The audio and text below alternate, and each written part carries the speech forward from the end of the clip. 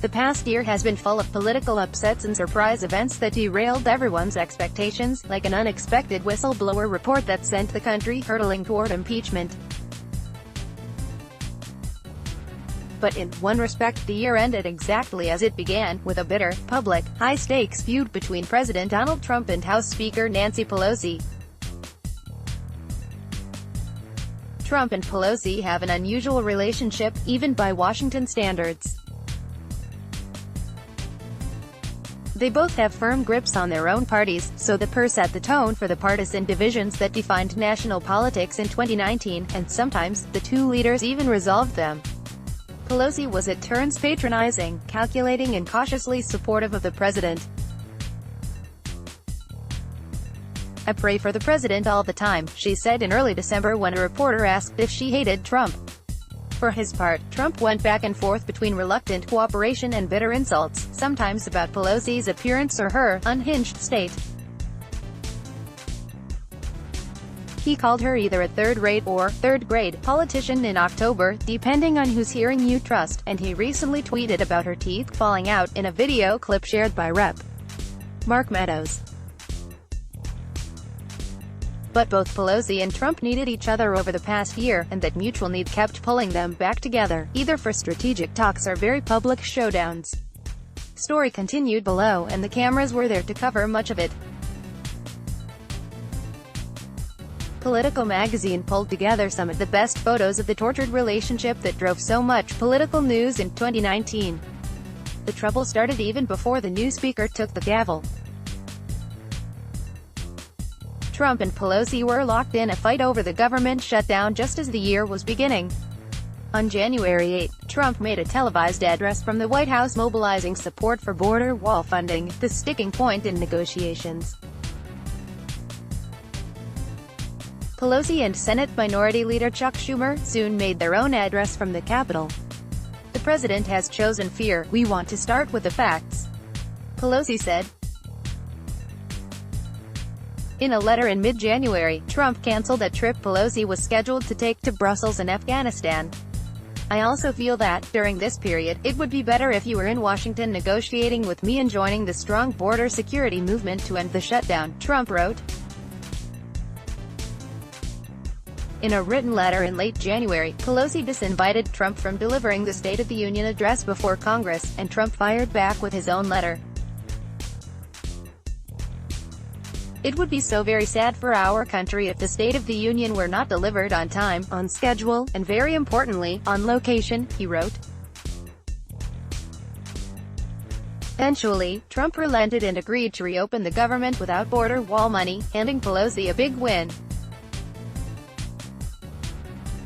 After the government was reopened, Pelosi invited Trump to deliver the State of the Union address before a joint session of Congress in early February. In a now iconic moment, she pointed her hands at the president during an applause line.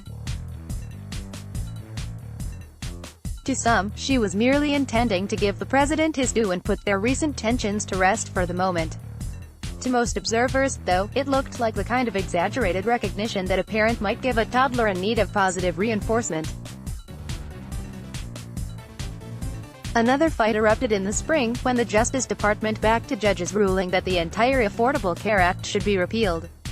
The House voted to condemn the Trump administration's support of the effort to repeal the healthcare law in early April. "The American people deserve to know exactly where their representatives stand on the Trump administration's vicious campaign to take away their healthcare," Pelosi said. After the release of the Mueller report in April, talk of impeachment began to swirl, ratcheting up tensions between the president and congressional Democrats, especially Pelosi. On May 22, after a meeting of House Democrats, Pelosi told reporters that the president was engaged in a cover-up. Just hours later, Trump, Schumer and McConnell met to discuss an infrastructure bill. The meeting ended with Trump storming out and soon holding a news conference in the Rose Garden, where he railed against the Mueller investigation. "This whole thing was a takedown attempt of the President of the United States," he said. In mid-September, after a summer of Pelosi resisting calls for an impeachment inquiry, news broke of a whistleblower complaint regarding Trump's communications with a foreign leader. soon, a readout of the call between Trump and Ukrainian President Volodymyr Zelensky was released, and Rudy Giuliani admitted on CNN that he had asked Ukrainian officials to investigate the Bidens. On September 24, Pelosi announced a formal impeachment inquiry into Trump. In mid-October, tensions between Trump and Pelosi cut a White House meeting short after 20 minutes. The meeting, which was meant to be about the administration's Syria policy, began with the president declaring he did not want to be there.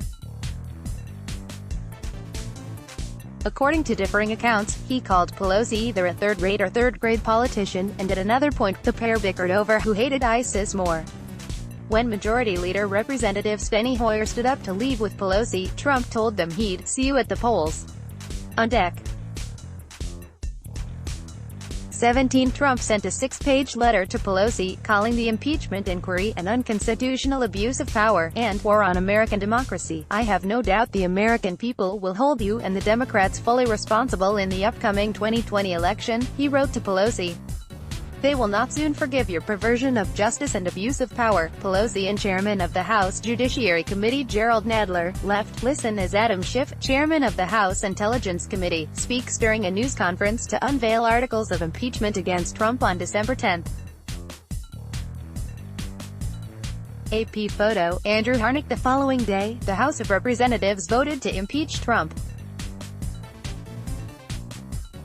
When Democrats started to applaud after the passage of one of the articles, Pelosi shot them a stern look.